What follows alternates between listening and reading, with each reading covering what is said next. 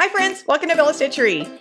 It's Tutorial Tuesday, and today's special DIY tip is brought to you because of a special request. I had someone comment in my YouTube videos asking how to make grungy edges. So I'm going to show you 5 different methods, from inking to sanding to guided ruler edges and fire. So if you're ready for a little adventure, I will show you the methods that I use for various projects. I first want to give a little shout out to Tiffany Hayes, who won my $100 gift card giveaway. Yes, I'm so excited. I can't wait to hear what you buy at Joann. So thank you for shopping in my eBay store. Okay, first, let's start with a basic tear. Super easy. If you want a vintagey, shabby chic, grungy edge, the simplest way to do it is just to tear your paper. I literally do this all the time. The best paper for this technique, I think, is when you have that white core, because as you can see, when you tear it towards you, you're going to see a bit of that white edging there, and the backside will not have that. So depending on the way you tear, if you tear this way, you're going to see it. If you tear this way, never mind, you saw it that way too. Well, one of the ways, oh yeah, see, I was right. Look, you don't see it on here. It's on now this side. So depending on the way you tear, and you'll see it as you get started, if you meant to do it this way and you started doing this way, just go back over it in the other direction. Really easy. Now, once you have this torn edging, you can do my second technique, which is creating a burned edge look using ink. We're also going to create a burned edge look using actual fire. We'll do that one next. So for your ink, your safe adventure, you're going to use browns, and I also like using black because, like real fire, it's not just one color on your paper. So, and you can even see on this print, see how there's like a darker as it goes towards the edge, and then there's like a lighter brown.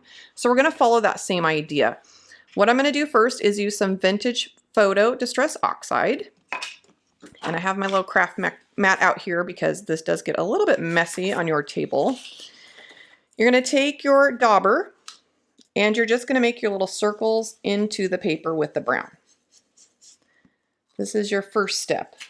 The more layers of color you add, the more organic and grungy your edge will look. I like making little swirls because that way you don't see as many sharp line edges when you're blending, okay? And you're gonna bring it, I like to bring it a little ways into the paper since I'm gonna be doing a couple different colors. So once you have your brown, you can go to a darker brown as well. This is Walnut Stain Distress ink. This one's kind of running out of ink pigment juice, but it's still pretty good. I have never re-inked my pads yet. Has anybody else used the re-inkers on their ink pads? I feel like these last a really long time. So I haven't really had to, but a couple of my browns I've noticed I really have to dig in there because they're not maybe as pigmenty as they used to be. Okay, so you're gonna do that a little closer to the edge, not as far in as we did with the lighter shade. And then we're gonna go to a black soot. Any black ink will do. I'm gonna grab a different dauber for that one. And for the black, because black is a little bit of a harsher color, you're really gonna wanna keep to those edges. You don't wanna go too far in. Well, I mean, it's your craft, I guess you can go however far in you want. Who am I to tell you? Don't listen to me.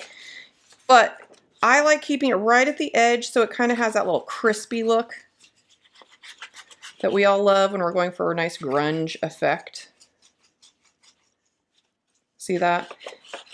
And I think it really gives it a kind of natural burnt feel. Just like so. Look at how cool is that? And it's really pretty easy. Okay, so If you like this technique, but you also like candles and flames, you can tear your paper and set it on fire. I recommend a little bit at a time. I've done this technique a lot for cards because it really does kind of give you a cool charred look. And you just want to light the edges and you'll see it start to curl up a bit. And it's really easy to put out. You just blow on it and you get a nice crispy edge pretty quickly. And it also will curl and twist your paper in interesting ways. If you want to do this outside, you can, although I haven't really found it to be as smoky as some other crafts that I've done. Check those out if you want.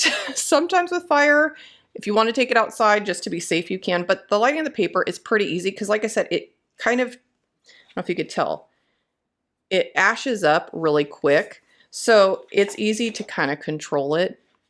I say that now. But see, there was no damage. We're good. We're moving on now. So that's one method I've used a lot. It looks really cool with sewn elements in there. Let's say you lit both of these, right? And so you get this organic kind of burning edge and then stitch with some thread, like kind of a corset stitch. How cool would that be? Just saying. So let me show you a layout before we get to the other techniques. This one is a page I did using this same ink technique. No fire was involved in the making of this layout, but you'll see there's that darker edge here with some brown coming into the paper.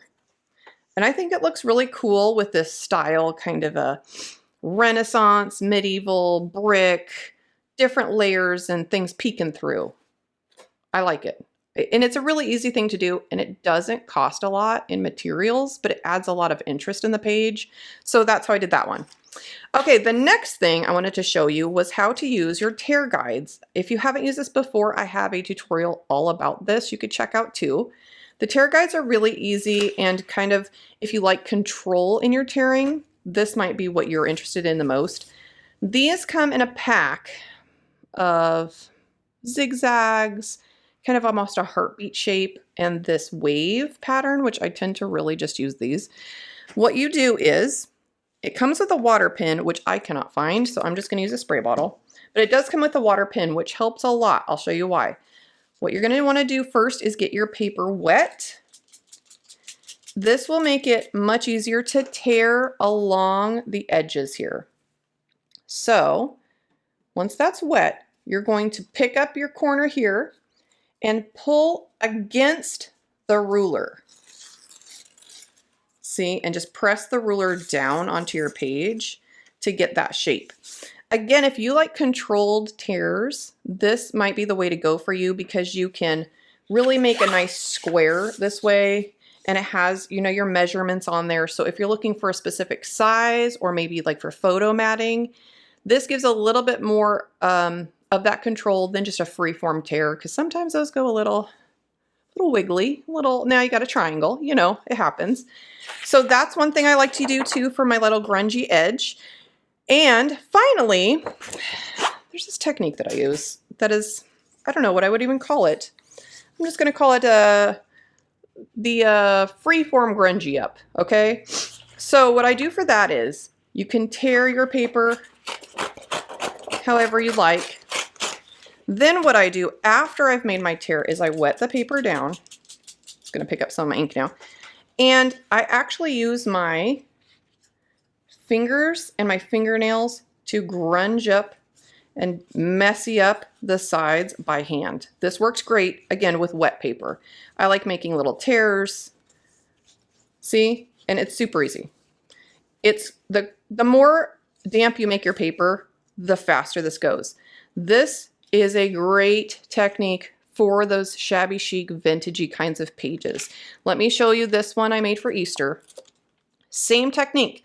I cut out a circle, free-form. I used a plate for my stencil here. Then I cut the interior circle smaller so that I would have this little window.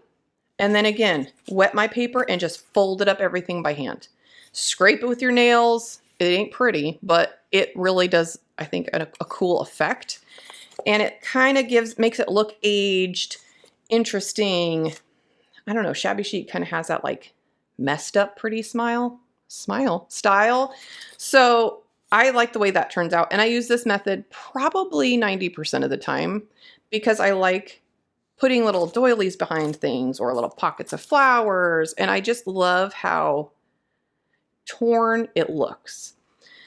That's one method. Another method, and I may have more than 5 at this point, I don't even know. Another method is to use sandpaper or an emery board to peel up layers of your paper. Again, this works great with white core paper.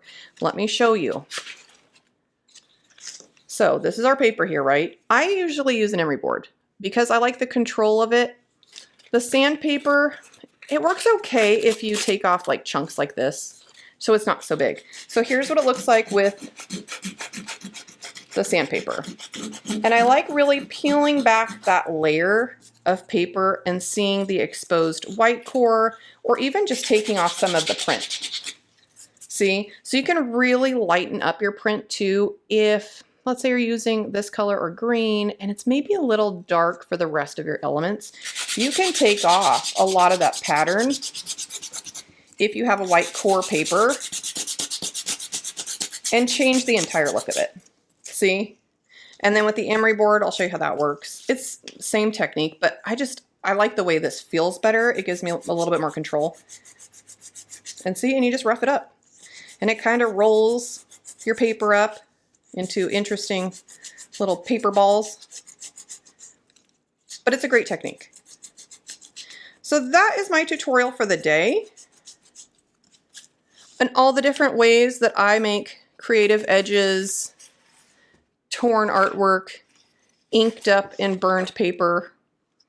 What do you think? What is your favorite? And do you have one that I haven't covered here yet? Because I love messing with the edges of my papers. I feel like I do that in almost all of my layouts. I very rarely leave a page as they are printed. So unless it's a style that doesn't call for this, which sometimes it happens, you know, you got like your bright unicorn colored papers, you may not want to ink that up, but I do a lot of vintage style craft work, so this is great for me. But I would love to hear your comments too. Please subscribe to my channel, share with your friends, check it out, try it out. Let's make some stuff. Bye!